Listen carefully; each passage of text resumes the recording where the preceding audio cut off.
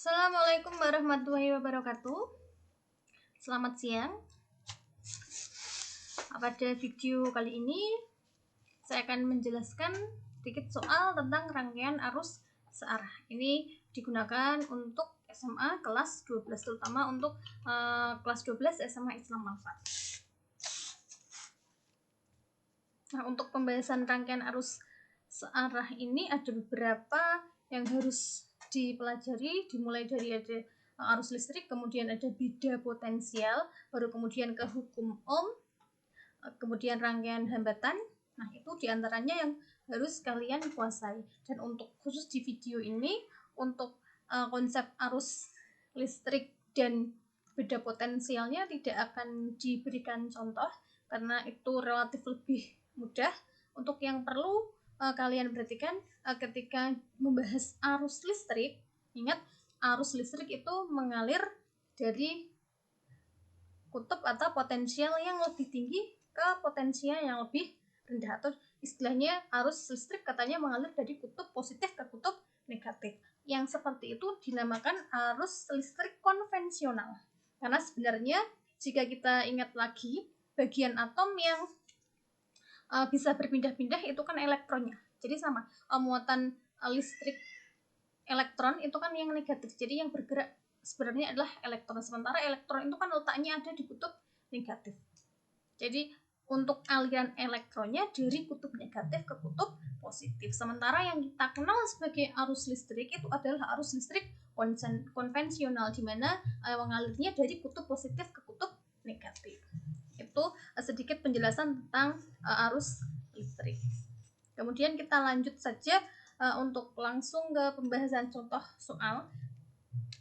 Nah, di sini untuk contoh soal yang pertama yang saya jelaskan di sini pengukuran listrik, yaitu dengan menggunakan ampere meter dan voltmeter. Untuk gambar yang sebelah ini kiri, yang kecil ini adalah ampere meter, di mana ampere meter itu digunakan untuk mengukur kuat arus listrik yang mengalir pada suatu rangkaian. Untuk pemasangannya bisa kalian lihat di sini, pemasangannya adalah secara seri. Jadi harus disusun secara seri dengan rangkaian yang kalian ukur atau komponen yang diukur. Ini ketentuan untuk pengukuran menggunakan ampere meter. Kemudian untuk yang sebelahnya ini adalah voltmeter. Jadi kalau voltmeter itu harus dipasang secara paralel dengan yang mau kalian ukur. Jadi komponen mana yang akan kalian ukur, misalkan dari titik A sampai titik B, beda potensialnya berapa, maka penyusunannya harus secara paralel. Tidak boleh terbalik dengan yang ampere meter. Kemudian yang perlu kalian perhatikan lagi dalam pengukuran kuat arus maupun yang beda tegangan atau beda potensial, ini adalah batas ukur yang digunakan. Jadi ketika kalian menggunakan ampere meter, voltmeter ataupun multimeter di situ, ketika kalian mengukur dengan yang analog, yang seperti ini namanya yang analog, itu harus diperhatikan adalah batas ukur yang digunakan, karena skala yang ditunjukkan itu bukan hasil akhirnya. Jadi kalian harus menghitung dulu pembacaannya bagaimana, itu yang akan kita tentukan hasil pengukurannya. Nah, saya mulai dulu. Pennya. Jadi sesuai yang sudah di materi yang sudah saya upload di e-learning, itu disitu sudah ada rumus-rumusnya. Jadi untuk yang pertama kita akan menentukan hasil pengukuran dari ampere meter dan voltmeter, di mana untuk rumusnya itu sama. Kita mulai dari ampere meter terlebih dahulu. Ini misalkan A, yang ini B. Nah, kita yang A dulu. Ini untuk ampere meter.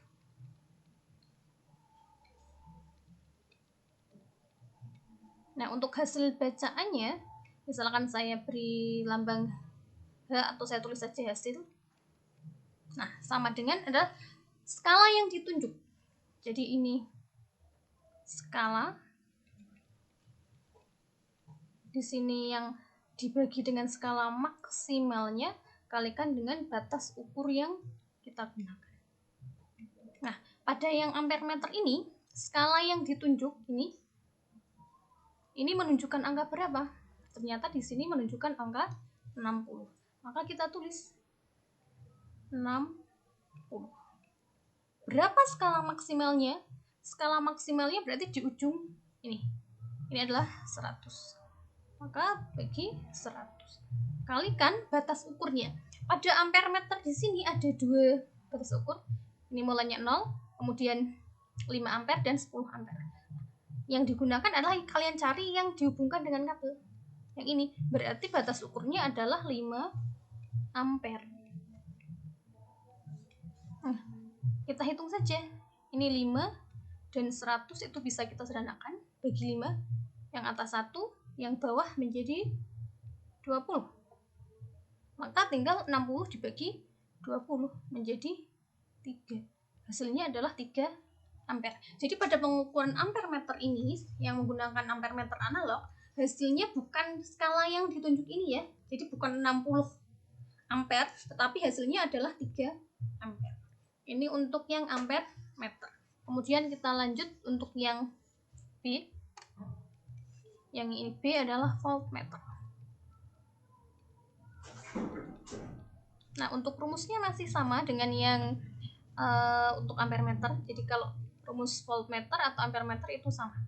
Saya tuliskan kembali. Hasilnya adalah skala yang ditunjukkan dibagi dengan skala maksimalnya dikalikan dengan batas ukur yang digunakan. Nah, kita perhatikan yang ini. Nah, ini kan ada banyak skala ya. Untuk bagian yang atas ini menggunakan multimeter ya. Jadi untuk alat ukur listrik itu ada beberapa. Kalau ampere meter khusus mengukur kuat arus, voltmeter khusus mengukur tegangan. Kalau yang ini namanya multimeter. Jadi bisa juga digunakan untuk hambatan. Jadi multimeter itu bisa mengukur untuk hambatan listrik, kemudian untuk kuat arus, dan yang terakhir adalah beda potensial atau tegangan. Jadi satu alat bisa mengukur 3. Tinggal dipilih saja mana yang mau diukur. Nah, pada soal yang ini adalah untuk mengukur tegangannya. Batas ukur yang digunakannya adalah 5 volt. Nah, kita perhatikan di sini ada banyak skala. Nah, yang kita pilih adalah yang beda potensial atau tegangan. Kalau yang atas ini, kan ini ada satuan ohm di sini. Berarti ini untuk yang mengukur hambatan. Berarti kita perhatikan yang ini, 1, 2, 3 ini. Nah, pilih yang mana? Nah, sebenarnya untuk pilihannya terserah sih, mau pakai yang mana saja. Mau pakai yang ini 50 boleh, 10 boleh, 2 juga boleh. Yang harus kalian ingat, ketika kalian menggunakan angka yang ini, yang bagian ini 0, 50, 100 yang ini, maka skala maksimalnya harus 250. Kalau kalian pakai yang bawahnya, yang 0, 10, 20, 30, maka skala maksimalnya kalian harus gunakan 50. Begitu juga jika kalian menggunakan yang paling bawah ini, maka skala maksimalnya juga 10. Jadi harus selalu mengikuti. Tidak boleh kita gunakan yang atas ini, tetapi skala maksimalnya kalian gunakan angka 10. Tidak boleh. Jadi harus konsisten mau manapun yang digunakan. Misalkan saya gunakan yang ini, yang tengah ya. 0, 10, 20, 30, 40, 50.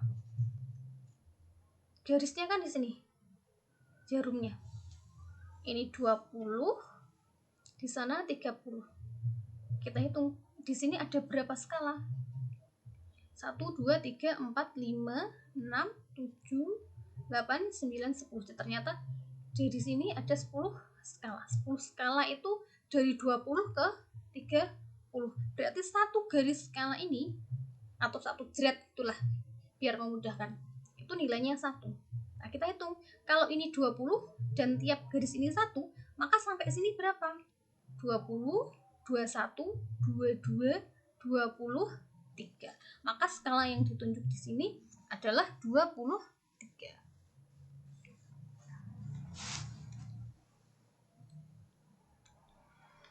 Nah, skala maksimalnya berapa? Karena kita pakai yang tengah, maka juga sama. Kita pilih skala maksimalnya yang sesuai, yaitu tadi 50. Nah, Kemudian batas ukur yang digunakan di soal adalah 5 volt. Tapi sederhanakan, ini 50, ini 5, berarti 1, yang bawah 10. Tinggal 23 dibagi 10 menjadi 2,3 volt. Nah, gimana caranya mengecek agar hasil jawabanmu benar atau tidak? Cek saja dengan batas ukur. Tidak boleh hasilnya melebihi batas ukur yang digunakan, berarti maksimal ya batas ukur yang digunakan.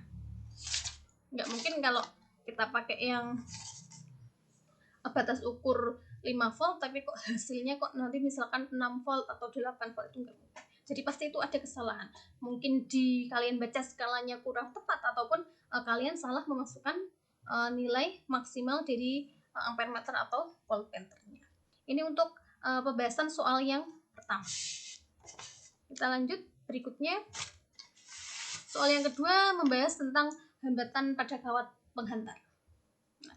Untuk soal yang seperti ini, kita bisa tuliskan terlebih dahulu apa yang diketahui dan ditanya. Tujuannya untuk mempermudah kita.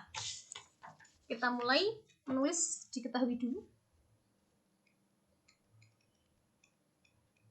Nah, yang diketahui yang pertama, seutas kawat konduktor dengan panjang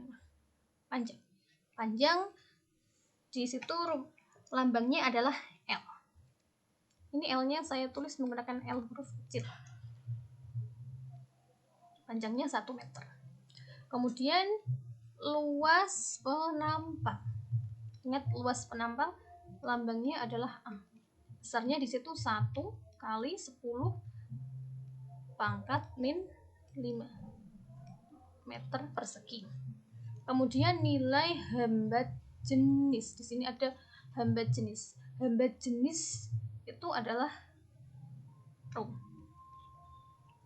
Di sini 1,5 kali 10 pangkat min 8 per derajat Celcius. Ini nilai dari hambat jenis. Jadi untuk nilai hambat jenis untuk tiap benda itu berbeda. Jadi tiap kawat konduktor itu nilainya berbeda-beda. Kemudian suhu. Ini muncul suhu.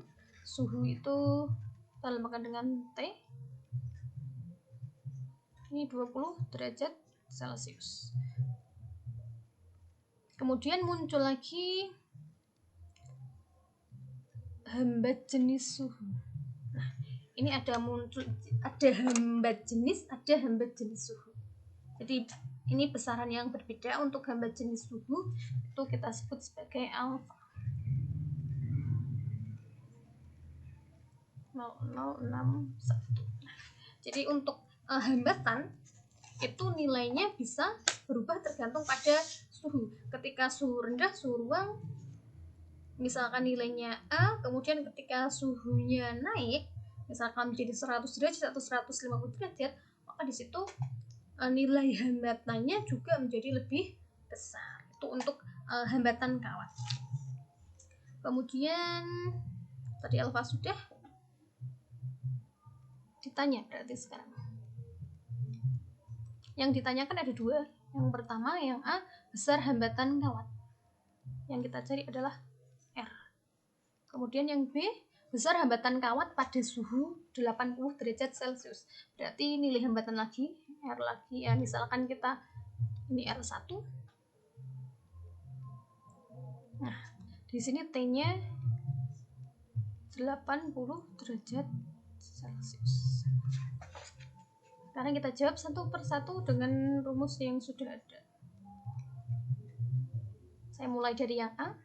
Ini untuk nilai hambatan terjadi, ternyata hambatan suatu kawat penghantar itu bergantung pada hambat jenis kawat tersebut, berarti tergantung bahannya apa, kemudian panjangnya dan luas penampang dari kawat tersebut. Nah, dari persamaan ini bisa kita ketahui bahwa R ini nilainya sebanding dengan panjangnya dan berbanding terbalik dengan luas penampang. Jadi semakin panjang suatu kawat, maka ininya bisa lebih besar. Nah, tapi sebenarnya untuk nilai R ini tetap ya. Jadi selama suhunya tetap. Jadi ini hanya berubah ketika suhunya naik. Nah, kemudian rho-nya tadi 1,5 kali 10 pangkat min 8 kalikan panjangnya L itu 1, A-nya 1 kali 10 pangkat min 5. Nah, sekarang kita kalikan 1,5 kali 1 bagi 1 ya tetap 1,5. Kemudian kali 10 pangkat min 8 dibagi 10 pangkat min 5. Ini tetap 1,5 kali 10 pangkat min 8. Nah, di sini jika ada angka yang sama seperti ini, 10 pangkat min 8 dan 10 pangkat min 5, maka ini bisa penulisannya bisa kita sederhanakan menjadi 10 pangkat min 8. Nah, karena ini tandanya dibagi, maka pangkatnya menjadi dikurangi. Nah, dikurangi berapa? Yang bawah pangkatnya min 5. Nah, menjadi seperti ini. Jadi kalian harus mengingat lagi operasi pada bilangan berpangkat. Sifat-sifatnya bagaimana? Di sini min 8 dikurangi min 5. Artinya negatif 8 ditambah 5, maka di sini menjadi min 3. Berarti hasilnya 1,5 kali 10 pangkat min 3 ohm. Nah, ini hasil R-nya atau hambatan kawat tersebut. Nah, kemudian kita lanjut untuk yang B. Ini saya garis saja biar agak panjang. Yang B mencari R1. R1 sama dengan R0 kemudian kalikan 1 ditambah alfa delta T. Nah, ini rumusnya. Nah, hambatan awalnya kita sebut dengan R0. R0-nya berapa? Ya tadi. Hasil yang awal tadi 1,5 kali 10 pangkat min 3. 1 ditambah alfanya berapa? Kita masukkan alfanya 0,0061 kali delta T. Delta T artinya perubahan suhu. Perubahan suhunya berapa? Perubahan suhunya awalnya tadi 20, yang akhirnya 80. Maka perubahan suhunya menjadi 60. Ini langsung ya, saya tuliskan langsung. Jadi perubahan suhunya tinggal suhu yang tinggi dikurangi suhu yang rendah. Sekarang kita hitung 1,5 kali 10 pangkat min 3. Ini 1 ditambah. Nah, kita hitung dulu. 60 kali 0,0061. Cara menghitungnya abaikan angka 0 dan komanya. Berarti hitungnya cukup 61 kali 6. 61 kali 6 itu berarti 366 ya. Saya tuliskan dulu 366. 366. Di sini ada 0. Saya tuliskan juga nomornya. Kemudian di belakang koma, di sini ternyata harus berapa angka? 1, 2, 3, 4. Maka kita hitung hasilnya juga harus 4 angka di belakang koma. Kita hitung dari belakang 1, 2, 3, 4. Maka komanya di sini. Jadi 0,366. 1,5 kali 10 pangkat min 3. Nah, ini 3 kalikan 1,366. Hasilnya berapa? Ternyata 2,04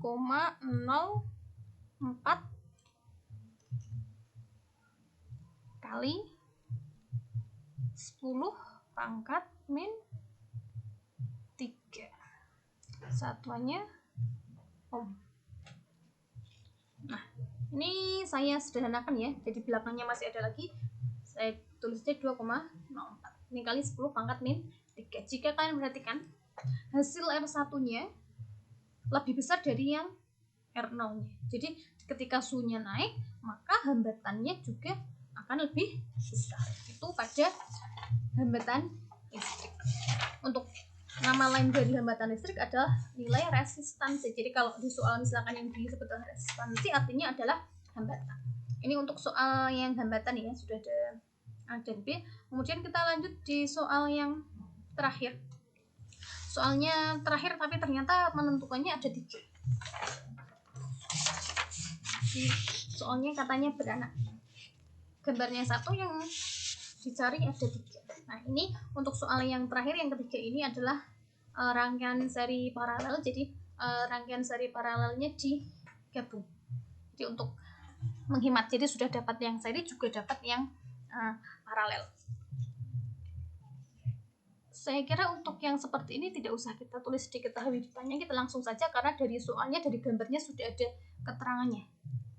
Ini 1 ohm itu R1, kemudian yang 3 ohm adalah R2, yang ini R3-nya adalah 6 ohm, dan beda potensial atau V-nya sudah ada 6 volt.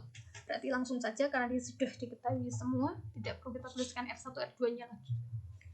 Kita langsung yang pertama disuruh menentukan nilai dari kuat arus yang mengalir melalui rangkaian. Nah, ini kalau ditanya kuat arus yang mengalir melalui rangkaian, jika rangkaiannya seri paralel seperti ini akan agak panjang caranya, langkahnya agak panjang. Nah, kita perhatikan dulu rangkaiannya ini adalah seri paralel. Yang pertama, ini kan ada rangkaian paralel ini. Nah, kita cari dulu hambatan pengganti untuk yang paralel ini. Kita cari untuk yang paralel, rumusnya 1/Rp sama dengan 1/R. Di sini adalah R2, maka saya tulis R2 ditambah 1/R3. 1/R2-nya berarti 1/3. Di sini ditambahkan dengan 1/6. Nah, ini soalnya seperti anak SD, jadi pecahan 1/3 ditambah 1/6. Jangan sampai sudah kelas 12 kalah dengan adik-adik kalian yang masih SD ya. Dalam menjumlahkan seperti ini hasilnya bukan 2/9, tapi kita harus samakan dulu penyebutnya antara 3 dan 6, berarti penyebutnya jadi 6. 6 bagi 3 itu 2, kalikan pembilangnya 1 tetap 2. Ditambah 6 bagi 6 ya tetap 1 ya. Kalikan 1 tetap 1. Jadi 3/6. Sampai sini hasilnya Rp-nya hambatan penggantinya bukan 3/6. Karena di sini adalah 1/Rp. Sementara Rp-nya lah yang kita cari. Carinya gimana? Tinggal dibalik 6/3. Hasilnya 2. Jadi yang ini, yang rangkaian paralel ini, 2 hambatan ini ternyata bisa kita ganti dengan 1 hambatan yang nilainya adalah 2 ohm. Nah, ini untuk yang rangkaian paralelnya. Dari sini, maka gambarnya akan menjadi seperti ini.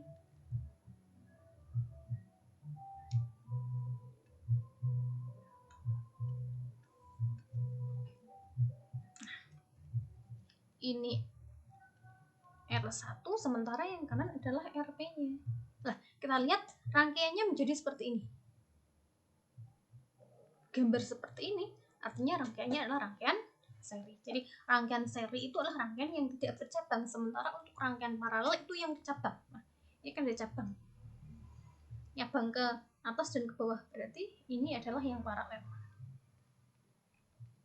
Nah, ternyata setelah diparalel kita gambar rangkaiannya, ternyata ini menjadi rangkaian seri. Nah, langkah berikutnya berarti kita cari dulu hambatan totalnya, hambatan serinya. Saya beri RS. Untuk hambatan yang di seri itu mudah saja, tinggal jumlahkan semua R yang ada. R1 ditambah RP. R1-nya di situ ada 1, RP-nya tadi sudah ketemu 2. Akan menjadi 3 ohm. Jadi 3 hambatan ini bisa kita ganti dengan 1 hambatan yang nilainya 3 ohm. Ini baru ketemu hambatan totalnya dalam rangkaian. Maka langkah berikutnya adalah mencari kuat arus. Cara mencari kuat arus bagaimana? kita gunakan hukum Ohm. Jadi sini juga menggunakan hukum Ohm. Hukum Ohm mengingat-ingatnya mudah, tinggal Ohm-Vir. Ohm rumusnya adalah Vir. V sama dengan I kali R. V-nya berapa? V-nya di soal ini 6 ohm. 6 volt ya. 6. Kemudian I-nya itu yang kita cari. I adalah watt arus. R-nya berapa? R yang kita masukkan adalah nilai R gabungan ini. Yang terakhir tadi adalah 3. I sama dengan 6. Nah, di kanan adalah kali 3. Maka ketika 3-nya dipindah, maka berubah menjadi dibagi. Hasilnya menjadi 2 ampere. Jadi watt arus listrik yang mengalir dalam rangkaian itu adalah 2 ampere. Itu untuk yang A. Kemudian untuk yang berikutnya, ini di sini ada B dan C, ada beda potensial antara titik A dan B, dan yang C adalah watt arus yang mengalir mengalir pada R2. Nah, mana dulu nih yang dikerjakan, B dulu atau C dulu? Kita kerjakan yang B dulu. Beda potensial antara titik A dan titik B.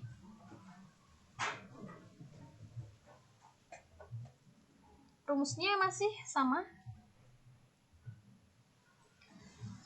Yang B itu beda potensial antara titik A dan B. Jadi beda potensial di sini itu berapa di A dan B?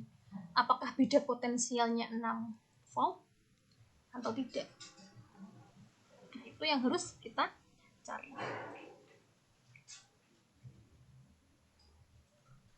Kita cari VAB. VAB. Rumusnya adalah Ohm-Vir ya, masih Ohm-Vir. I kalikan R. R-nya R apa? Karena ini R-nya paralel, maka R-nya kita gunakan RP. Karena dari ujung A sampai ujung B. Di sini. R-nya bukan menggunakan 3 atau 6, tapi yang gabungan paralel. I-nya tadi ketemu berapa ya? I-nya adalah 2. Kemudian R paralelnya berapa tadi? Dapat 2 tadi. Maka hasilnya adalah 4 voltnya. Berarti pada A dan B ini beda potensialnya bukan 6, tetapi adalah 4 volt. Nah, itu jadi jangan sampai salah ya kalau membahas di rangkaian seri dan paralel gabungan. Itu memang terkadang agak rumit untuk menentukan apakah beda potensialnya di setiap titik sama, apakah kuat arusnya di setiap titik sama. Jadi harus jeli di sini. Jadi kalau pada rangkaian seri itu kuat arus listrik dimanapun itu sama. Sementara untuk beda potensialnya di setiap titik berbeda. Tetapi untuk rangkaian paralel, berarti yang paralel saja ini, beda potensial di atas dan di bawah ini sama. Tetapi nilai kuat arusnya itu berbeda. Kita lanjut untuk yang C. Ternyata yang dicari adalah kuat arus yang mengalir pada R2. R2 itu berarti yang atas ya. Ya tadi saya sudah katakan bahwa pada rangkaian paralel yang sama adalah beda potensial. Saya tuliskan saja paralel V sama. Sementara pada rangkaian seri yang sama adalah kuat arusnya. Ini sama. Nah, di sini juga kita masih menggunakan hukum Ohm ya. Tadi VAB-nya sudah ketemu, jadi V-nya, nah ini VAB sama dengan I. I-nya I yang mana ya? I yang ada di R2 atau I2 gitu aja. Sementara untuk R-nya R-nya yang kita gunakan bukan R yang paralel, karena yang ditanyakan adalah hanya pada R2, maka R-nya juga harus R2. I-nya berapa tadi? I-nya adalah, I-nya yang dicari ya, VAB-nya tadi yang sudah ada, VAB-nya tadi 4 volt, kemudian yang kita cari adalah kuat arusnya, ini I2 katakanlah seperti itu, biar tidak terlalu panjang, kemudian R2-nya kita masukkan 3. I2 sama dengan 4 kali 3-nya pindah menjadi bagi 3. Ini I2 menjadi 1,33 ampere. Nah, inilah hasilnya. Jadi untuk yang rangkaian ini memang harus jeli. Apakah V-nya sama atau I-nya sama? Ini mungkin agak sedikit membingungkan juga untuk yang pertama kali mencoba, tapi kalau sudah menjumpai soal-soal seperti ini maka akan menjadi lebih mudah. Nah, ini untuk soal-soal yang kita bahas. Jadi untuk pertemuan ini soal-soal yang saya bahas hanya 3, hanya sampai pada yang rangkaian seri dan paralel. Jika kalian mungkin masih bingung atau kurang paham dengan terutama yang rangkaian seri paralel ini, kalian bisa tanyakan, bisa melalui WA grup maupun WA pribadi. Jadi ini saja yang bisa saya sampaikan di pertemuan hari ini. Jadi ada 3 contoh soal yang saya bahas, dimulai dari yang paling mudah sampai yang paling sulit untuk di pertemuan ini. Saya kira cukup. Sekian, wassalamualaikum warahmatullahi wabarakatuh.